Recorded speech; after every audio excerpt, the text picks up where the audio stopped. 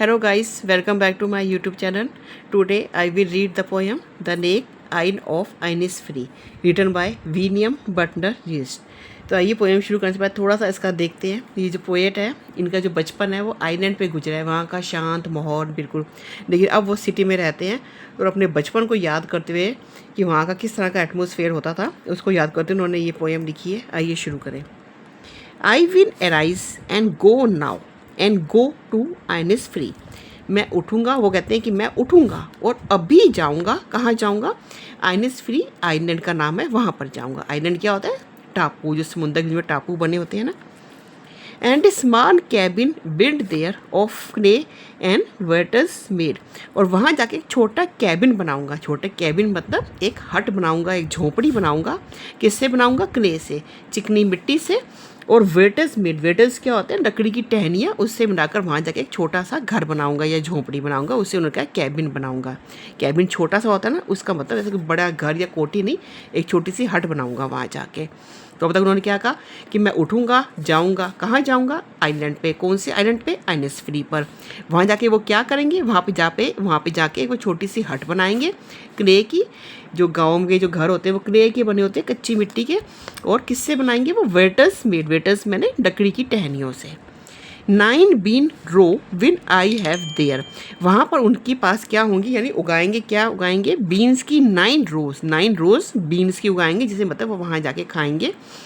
And high for the honey bee, और मधुमक्खी का छत्ता जिसकी वो हनी को कंज्यूम करेंगे, वो वहाँ पे जाके इसे ग्रो करेंगे।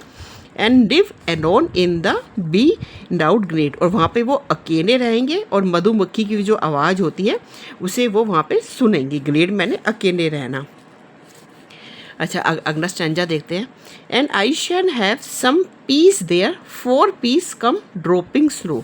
और वहाँ पे उन्हें शांति मिलेगी, और वो शांति जो उन तक धीरे धीरे आएगी। Dropping from the veils of the morning to where the cricket sing. और वो शांति उन्हें कहाँ से मिलेगी? जैसे मतलब वेज मैंने एक पर्दा समझो। जैसे सुबह होती है तो क्या होता है, जैसे कि समझो कि जैसे अब किसी हम रूम में सो रहे हैं, काफ़ी डार्क है, हमने कर्टन कर रखा है और बाहर जैसे रोशनी, अगर हम कर्टन हटा देंगे तो एकदम से रोशनी अंदर आ जाती है। तो मॉर्निंग में क्या होता है, समझो जैसे नाइट में कर्टन कर रखा है और वो कर्टन हट गया तो सुबह होती है।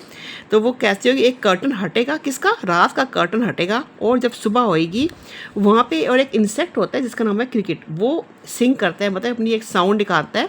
इस तरीके से उनके पास धीरे धीरे एक शांति ड्रॉप होएगी, आएगी उन तक। 2 तरीक़ों से। क्यों 2 तरीक़ों से?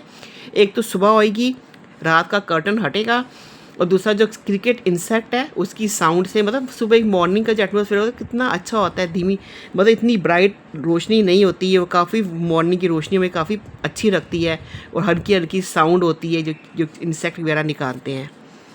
The mid night own A Grimes, और आधी रात को जब चमकेगा, आधी रात को क्या चमकते हैं? आसमान में तारे जब चमकेंगे। And noon a purple glow, और दोपहर के टाइम जब सूरज की तेज रोशनी में आसमान कहीं पर पर्पल सा लगता है समुंदर के आसपास। And evening full of the linnet's स्विंग, और शाम के टाइम आसमान भरा होगा। नीनट एक बर्ड है जो गाना गाती है मीठा, उसके पंखों से, मतलब इतनी ज़्यादा क्वांटिटी में बर्ड्स होंगी आसमान में, इस सब से मतलब वो अपने अंदर शांति उनको आएगी। किन किन चीज़ों से आएंगी दोबारा देखते हैं। वो शांति उन तक धीरे धीरे पहुँचेगी जब सुबह होएगी, और उसके बाद जब क्रिकेट इंसेक्ट है वो जब सिंग करेगा, और रात के जब तारे चमकेंगे, दोपहर का आसमान जो ग्लो करेगा पर्पल कलर से, और शाम को जब आसमान में बर्ड्स होंगी वो अपने उनके पंखों से उनको सब चीज़ों को देखकर उन्हें काफ़ी सुकून और शांति मिलेगी। ये सब चीज़ें शहर में मिसिंग होती हैं। I will arise and go now, मैं अभी उठूँगा और अभी जाऊँगा। For always night and day, हर सुबह और हर रात के लिए मैं वहाँ जाऊँगा, यानी हमेशा हमेशा के लिए वहाँ जाना चाहूँगा। I hear lake water lapping with no sound by the shore, और मैं वहाँ जाके वो जो लेक है, यानी जो झील का पानी की वो आवाज़ जब वेव उठती है और किनारों से टकराती है, तो एक जो साउंड होती है उसे मैं वहाँ पर सुनूंगा। While I stand on the roadway, जब मैं सड़क के किनारे, और ऑन पेवमेंट ग्रे, और या फिर फुटपाथ ग्रे, फुटपाथ पे जब खड़ा होता हूँ, तो ये सब बातें वो तब अपने मन में सोचते हैं।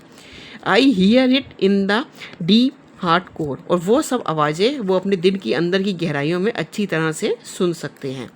तो पोएट ने अपने बचपन को मिस करते हुए, क्योंकि इस तरह से बचपन में एक आइलैंड में रहते थे, वहाँ कितनी शांति होती है और शोर शराबा नहीं होता, फैक्ट्रीज़ की साउंड और तरह की किसी तरह की साउंड्स नहीं होती, उसको वो शहर में काफ़ी मिस कर रहे हैं और उसको उनको पोएम के रूप में उन्होंने ये सब चीज़ एक्सप्लेन करी। आइए इसकी वर्ड मीनिंग देखते हैं।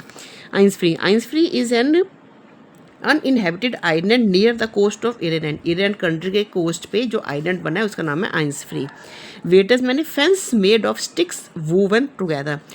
जो पतली पतली टहनियाँ होती हैं लकड़ी की, उसको बुन के, जैसे चिड़िया का घोंसला होता है या इस तरह से गाँव की जो हट की छत बनाई जाती है उसको कहा जाता है। ग्लैड मैंने एन ओपन एरिया, जैसे जंगल में खुली जगह। क्रिकेट एक छोटा सा ब्राउन इंसेक्ट होता है जो कि बड़ी रिदम की आवाज़ साउंड निकालता है या चिरपिंग की साउंड निकालता है। ओन ए ग्निबर मैंने ग्रोइंग सॉफ्टली, जिस तरह से आसमान में तारे चमकते हैं। फुंड ऑफ द निनट्स विंग मैंने फुंड ऑफ फ्लाइंग निनट, ये बर्ड है जो मतलब सॉन्ग गाती है और यहाँ पे उस बर्ड के विंग्स की बात करी गई है। नैपिंग मैंने gently strike the shore with A soft sound, जो समुंदर की या फिर झील की जो लहरें हैं किनारे पे आके जब टकराती हैं तो उस साउंड को रैपिंग कहते हैं। In the deep heart score यानी इन द डेप्थ, अपने दिल की गहराइयों में वो ये सब कुछ याद करके वो सब साउंड महसूस कर सकते थे। तो थैंक यू गाइस, अगली वीडियो लेके जल्दी आएंगे।